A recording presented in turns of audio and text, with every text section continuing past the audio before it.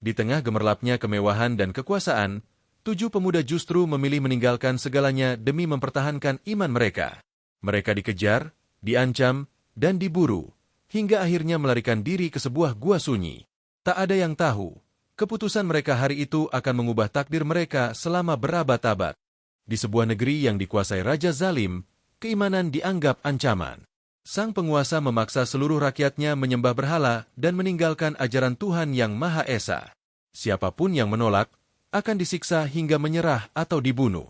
Namun, di tengah ketakutan itu, ada sekelompok pemuda yang hatinya dipenuhi cahaya iman.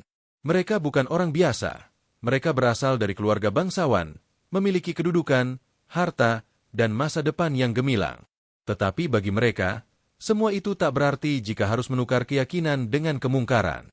Mereka berkumpul diam-diam, saling menguatkan, dan memutuskan satu hal yang sulit, meninggalkan kota demi menyelamatkan agama mereka. Perjalanan itu membawa mereka ke sebuah gua di perbukitan yang sunyi. Tak ada yang tahu, gua itulah yang kelak menjadi saksi keajaiban yang akan dikenang sepanjang zaman. Angin sore berhembus pelan di sebuah kota megah yang dikelilingi tembok tinggi. Di dalamnya, istana raja berdiri megah dengan tiang-tiang marmer dan hiasan emas yang berkilauan diterpa sinar matahari. Namun di balik kemewahan itu, tersimpan kegelapan yang tak terlihat oleh mata, kegelapan yang meracuni hati rakyatnya. Raja yang berkuasa saat itu dikenal kejam dan angkuh. Ia memerintahkan seluruh rakyatnya untuk menyembah berhala besar yang terbuat dari emas dan batu permata. Di alun-alun kota, patung-patung raksasa berdiri, dijaga oleh para prajurit yang membawa cambuk. Siapapun yang menolak untuk sujud di hadapan patung itu akan dianggap pengkhianat negara. Suatu hari, para penjaga mengumumkan sebuah perintah baru dari raja. Mulai hari ini, seru mereka, setiap orang yang ditemukan beribadah kepada Tuhan selain dewa-dewa kerajaan akan dihukum mati. Suasana kota berubah mencekam. Banyak rakyat pura-pura mematuhi demi menyelamatkan diri. Namun, jauh di dalam hati mereka, sebagian masih berpegang pada keyakinan bahwa hanya ada satu Tuhan yang patut disembah. Dan di antara mereka, ada 7 pemuda yang imannya begitu kuat, meski usia mereka masih muda. Mereka adalah orang-orang yang cerdas, berani, dan berasal dari keluarga terpandang. Setiap hari, mereka menyaksikan bagaimana kemungkaran merajalela, pesta pora di istana, penyembahan berhala, dan ketidakadilan terhadap rakyat miskin. Hati mereka memberontak. Mereka tidak sanggup melihat kebenaran diinjak-injak. Di sebuah rumah sederhana di pinggiran kota, ke-7 pemuda itu berkumpul diam-diam pada suatu malam. Hanya suara jangkrik dan gemerisik daun yang menemani. Wajah mereka tegang, mata mereka penuh kegelisahan. "Kita tidak bisa terus tinggal di sini," ucap seorang pemuda bernama Yamliha, yang paling bijak di antara mereka. "Jika kita bertahan, cepat atau lambat kita akan dipaksa menyembah berhala, atau kita akan mati." Pemuda lain, Maksalmina, mengepalkan tangannya. "Lebih baik mati dalam iman daripada hidup dalam kesesatan." "Tapi kemana kita akan pergi?" tanya Martunus, suaranya gemetar. "Kota ini dikelilingi pasukan. Jika mereka tahu kita melarikan diri, kita akan diburu." Hening sejenak. Semua terdiam memikirkan risiko yang akan dihadapi. Namun keyakinan mereka bulat.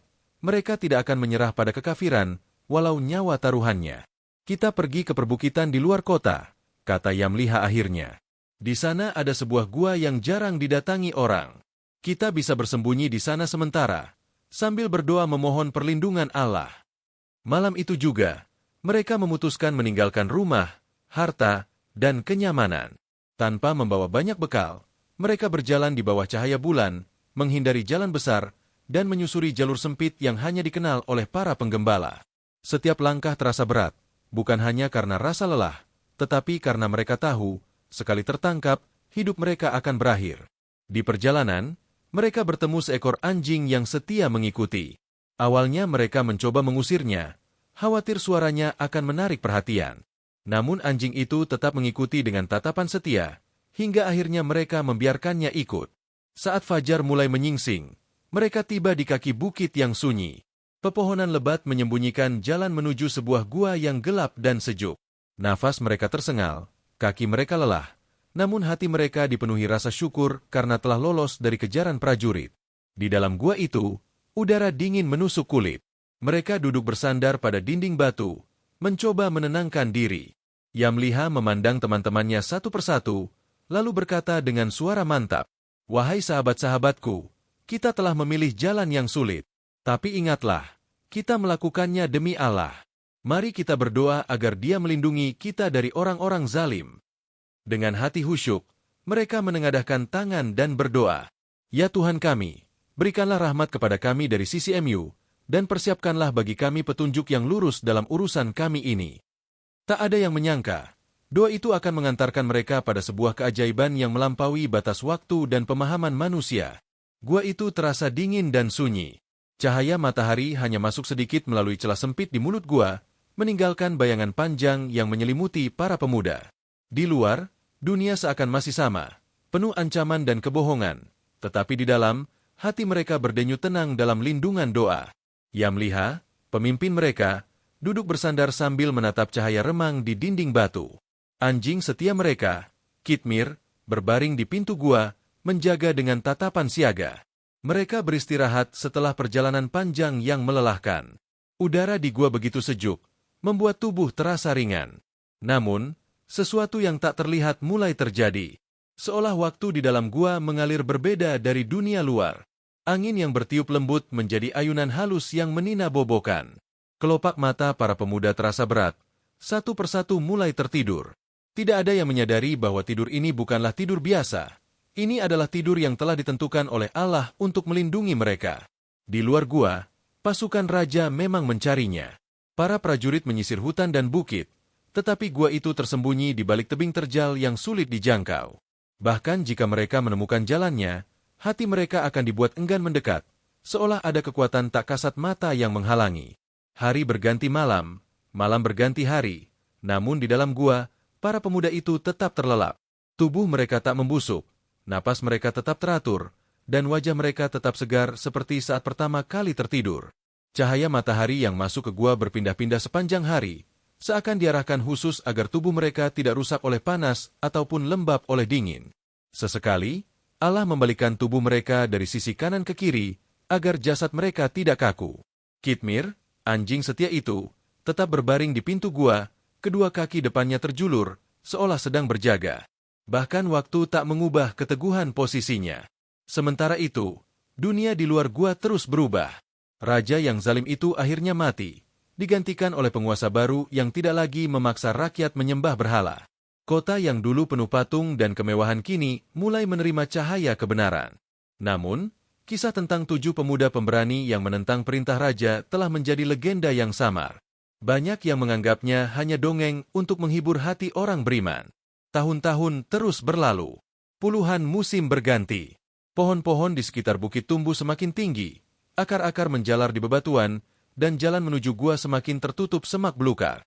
Tidak ada seorang pun yang menyangka bahwa di balik batu-batu itu, 7 pemuda masih tertidur damai selama ratusan tahun.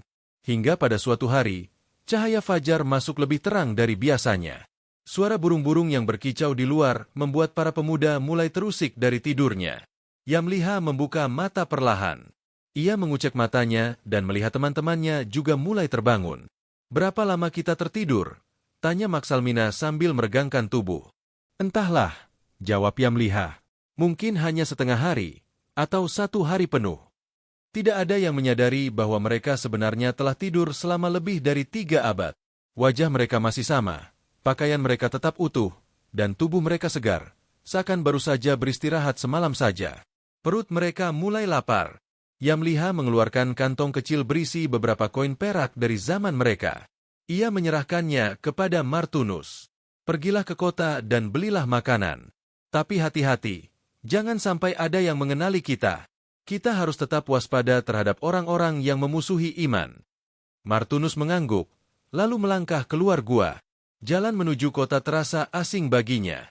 Pohon-pohon lebih besar, rumah-rumah lebih banyak, dan suasana berbeda dari yang ia ingat. Namun ia mengira, mungkin hanya beberapa hari saja mereka bersembunyi, sehingga perubahan itu tidak terlalu aneh. Sesampainya di pasar, Martunus terkejut. Ia melihat orang-orang berpakaian dengan model yang belum pernah ia lihat. Bahasa yang mereka gunakan terdengar sama, tetapi beberapa kata terasa asing di telinganya. Namun yang paling mengejutkan adalah, di alun-alun kota, Tidak ada lagi patung-patung besar atau orang yang dipaksa menyembah berhala. Martunus mulai berpikir, apakah ini benar-benar kota yang sama?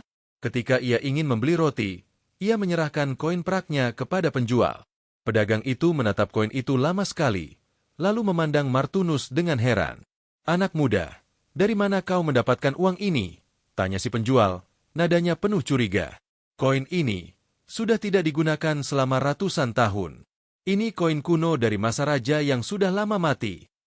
Mendengar itu, Martunus merasa darahnya membeku. Ia mundur perlahan, mencoba meninggalkan pasar. Namun kabar tentang pemuda misterius dengan koin kuno sudah menyebar cepat. Orang-orang mulai mengikutinya, ingin tahu siapa dia sebenarnya. Martunus segera kembali ke gua dengan napas terengah. Ia menceritakan semuanya kepada teman-temannya. Mata mereka terbelalak, sulit mempercayai apa yang baru saja mereka dengar. Yamliha menunduk lama, lalu berkata pelan, "Jika benar kita telah tertidur ratusan tahun, maka ini adalah tanda kebesaran Allah. Dia menjaga kita, melindungi kita, dan mengatur segalanya hingga saat ini." Mereka pun berdoa penuh rasa syukur. Kisah mereka pun mulai menyebar kembali di antara penduduk kota. Orang-orang datang berbondong-bondong menuju bukit untuk melihat para pemuda yang katanya hidup dari masa lalu. Namun, tak lama kemudian, Allah memanggil mereka kembali. Para pemuda itu wafat dengan tenang di dalam gua, dalam keadaan beriman, dan gua itu pun ditutup agar menjadi monumen pengingat bagi generasi setelahnya.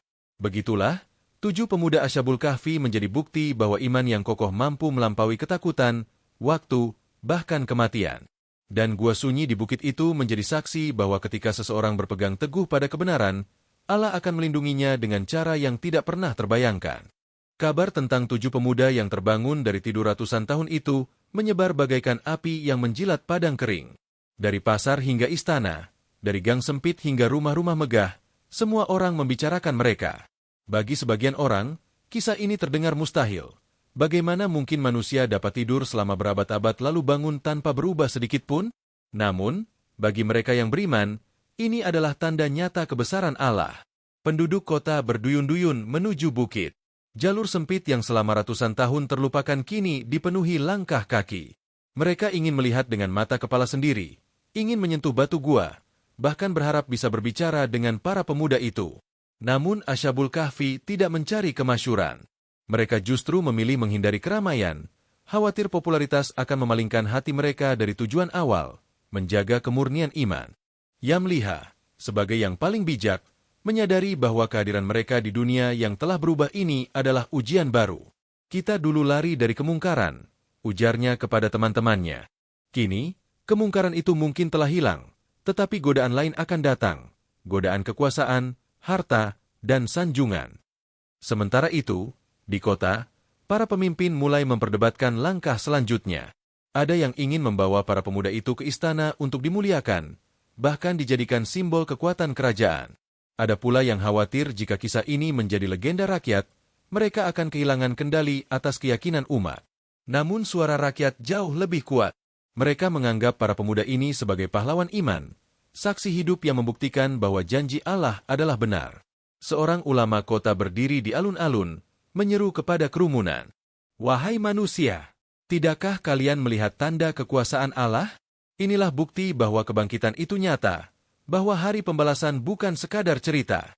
Jika Allah mampu menjaga hamba-hambanya selama ratusan tahun, tidakkah Dia mampu membangkitkan kita semua dari kematian?" Kata-kata itu membuat banyak hati bergetar. Orang-orang yang sebelumnya lalai dalam ibadah mulai kembali mendekat kepada Tuhan.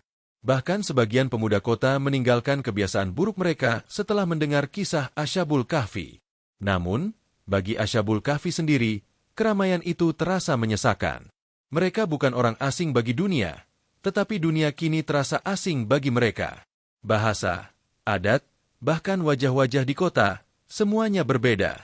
Satu-satunya yang tetap sama hanyalah iman mereka, yang menjadi pegangan di tengah segala perubahan. Suatu malam, ketika bintang-bintang bertebaran di langit, Yamliha berbicara kepada teman-temannya di dalam gua. "Saudaraku, Allah telah menunjukkan kepada kita kebesarannya. Kita telah menjadi pelajaran bagi manusia. Mungkin tugas kita di dunia sudah selesai.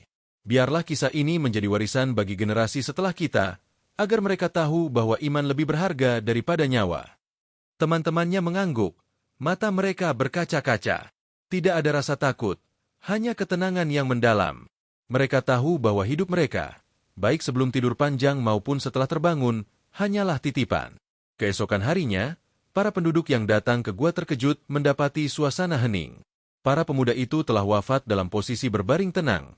Wajah mereka bercahaya, seolah hanya tertidur. Kitmir, anjing setia itu, juga telah tiada, berbaring di pintu gua seperti penjaga terakhir. Berita ini membuat rakyat menangis. Banyak yang memohon agar jasad mereka dibawa ke kota dan dimakamkan dengan kemuliaan. Namun ada juga yang berpendapat bahwa gua itu harus dibiarkan utuh, sebagai monumen abadi. Akhirnya, para pemimpin dan ulama sepakat menutup pintu gua dengan batu besar, membiarkan para pemuda itu beristirahat di tempat mereka semula. Di atas pintu gua, mereka membangun sebuah tanda dengan ukiran yang menceritakan kisah Ashabul Kahfi, agar setiap orang yang lewat dapat membaca dan mengambil pelajaran. Tahun-tahun berlalu, generasi berganti. Kota itu berkembang menjadi pusat perdagangan dan ilmu pengetahuan. Namun kisah 7 pemuda beriman itu tetap hidup di hati rakyat. Anak-anak mendengarnya dari orang tua mereka, lalu menceritakannya lagi kepada anak cucu mereka. Setiap kali seseorang merasa tertekan oleh keburukan zaman, mereka akan mengingat Ashabul Kahfi, para pemuda yang lebih memilih meninggalkan dunia demi menyelamatkan iman.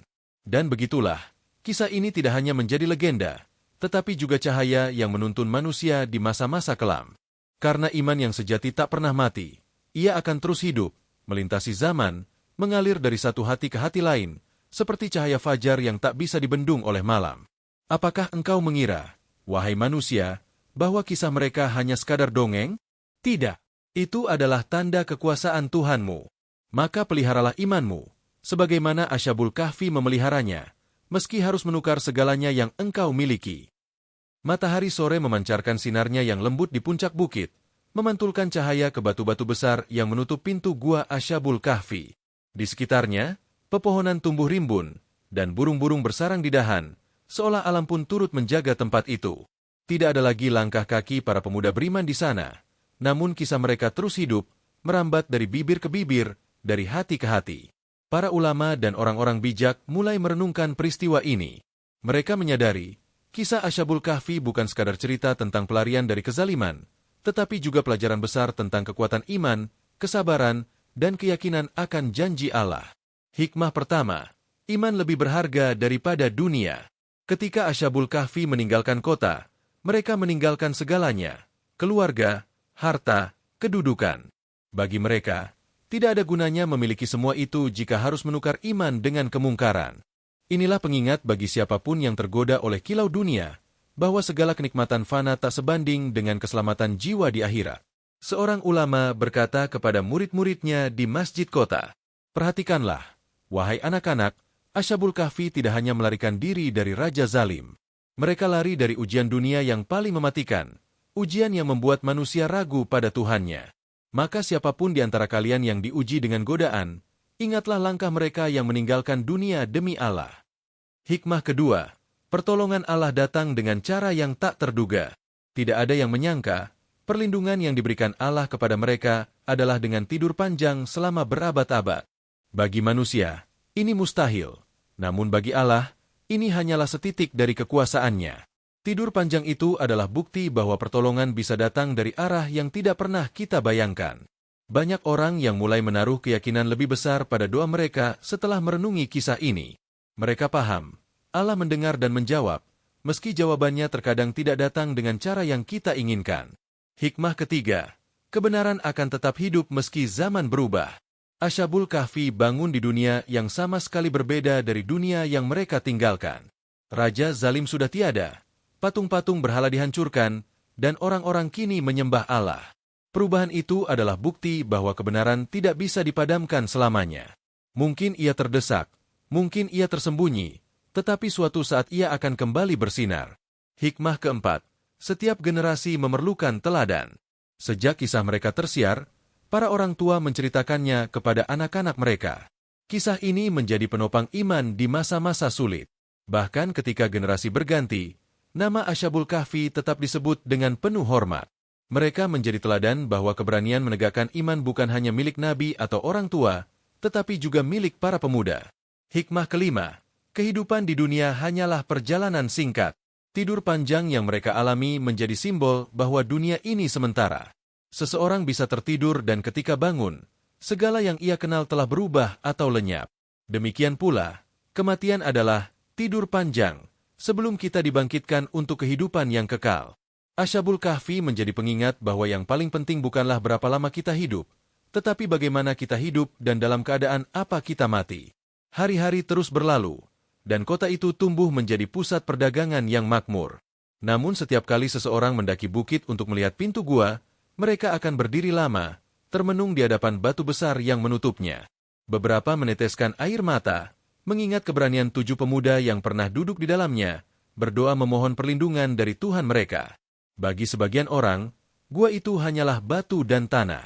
Tetapi bagi orang-orang yang mengerti, gua itu adalah madrasah keimanan, sekolah tanpa guru yang mengajarkan pelajaran tentang keyakinan, pengorbanan, dan kesetiaan pada kebenaran. Seorang penyair kota menuliskan bait indah untuk mengenang mereka.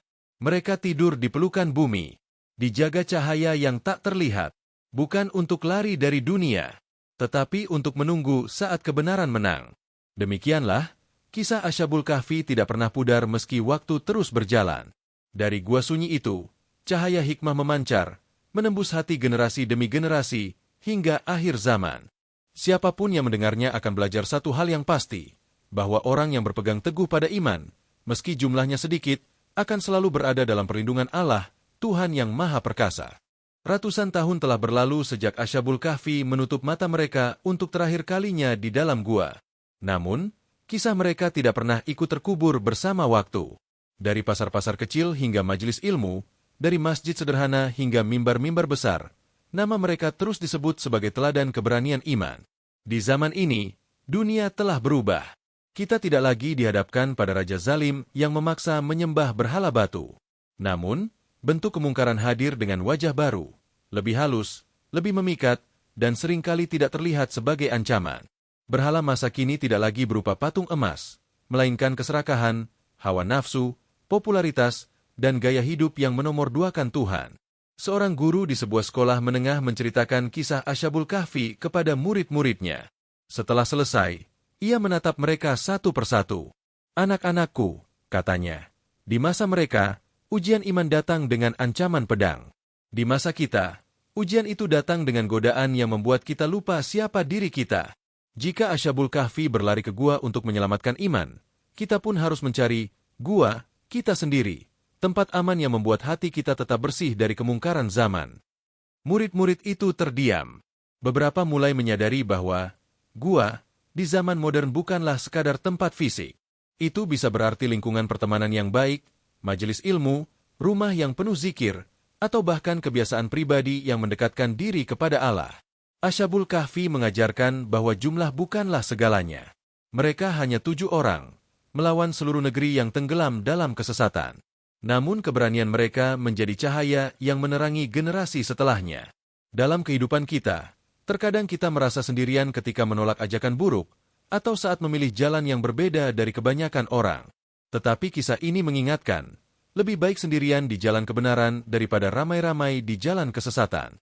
Di sebuah kota besar, seorang pemuda yang mendengar kisah ini memutuskan meninggalkan lingkungan pergaulan yang membawanya pada keburukan. Awalnya ia diejek dan dianggap aneh.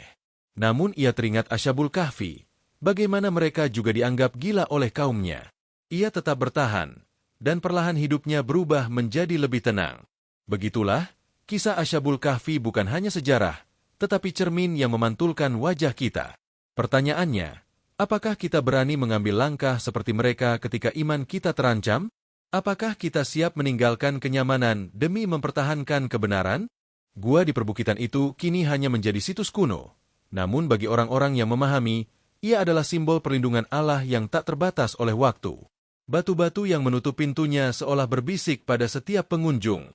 Peganglah imanmu erat-erat, meski dunia ingin merebutnya. Karena jika engkau menjaga Allah, maka Allah akan menjagamu, sebagaimana Dia menjaga Ashabul Kahfi. Dan demikianlah, pelajaran dari gua sunyi itu tetap hidup. Tidak peduli seberapa cepat zaman berlari, atau seberapa canggih dunia ini, nilai iman, keberanian, dan pengorbanan tetap sama. Kita semua sedang berjalan di antara godaan dan kebenaran, di antara gelap dan cahaya. Pilihan ada di tangan kita. Apakah kita akan menjadi seperti Ashabul Kahfi, atau kita akan menyerah pada kemungkaran yang membungkus dirinya dalam keindahan palsu? Satu hal yang pasti, sebagaimana 7 pemuda itu telah membuktikan, orang yang memegang teguh kebenaran, walau sendirian, tidak pernah benar-benar sendiri. Karena bersama mereka ada Allah, Tuhan semesta alam. Kisah Ashabul Kahfi bukanlah sekadar cerita masa lalu yang diceritakan untuk mengisi waktu. Ia adalah jejak iman yang menembus batas zaman, pesan abadi dari 7 pemuda yang memilih kebenaran meski harus kehilangan segalanya. Dari kota yang penuh kemungkaran, mereka melangkah meninggalkan harta, kedudukan, dan kenyamanan demi mempertahankan iman. Allah melindungi mereka dengan cara yang di luar nalar manusia, tidur panjang selama berabad-abad, lalu dibangunkan untuk menjadi saksi kekuasaannya. Keberadaan mereka mengguncang hati penduduk kota, membangkitkan kesadaran bahwa janji Allah adalah benar, dan bahwa kebangkitan di akhirat bukanlah hayalan. Mereka wafat dalam keadaan beriman, dan gua yang menjadi tempat persembunyian sekaligus perlindungan itu tetap menjadi simbol kekuatan iman hingga hari ini. Dari sana, lahir hikmah-hikmah besar, bahwa iman lebih berharga daripada dunia, bahwa pertolongan Allah selalu datang tepat waktu, dan bahwa kebenaran akan tetap hidup meski zaman berganti. Bagi kita di masa kini, Gua Ashabul Kahfi bukan lagi sebuah tempat fisik, tetapi sebuah simbol perlindungan hati dari gelombang kemungkaran modern. Ia bisa berupa lingkungan yang baik, teman yang saling mengingatkan, atau kebiasaan yang mendekatkan diri kepada Allah. Jika mereka berani menolak perintah Raja Zalim di masa lalu, kita pun harus berani menolak ajakan yang menjauhkan kita dari Allah di masa sekarang. Karena meski zaman berubah, nilai keberanian, keteguhan, dan kesetiaan pada kebenaran tetap sama. Maka, saat hati mulai goyah, ingatlah 7 pemuda dan anjing setia mereka di gua sunyi itu. Ingatlah bahwa mereka tidak pernah sendirian, karena siapapun yang menjaga Allah akan selalu dijaga olehnya. Maka bersabarlah, sebagaimana orang-orang yang teguh hatinya bersabar. Karena jalan kebenaran memang sepi, tetapi di ujungnya ada surga yang kekal.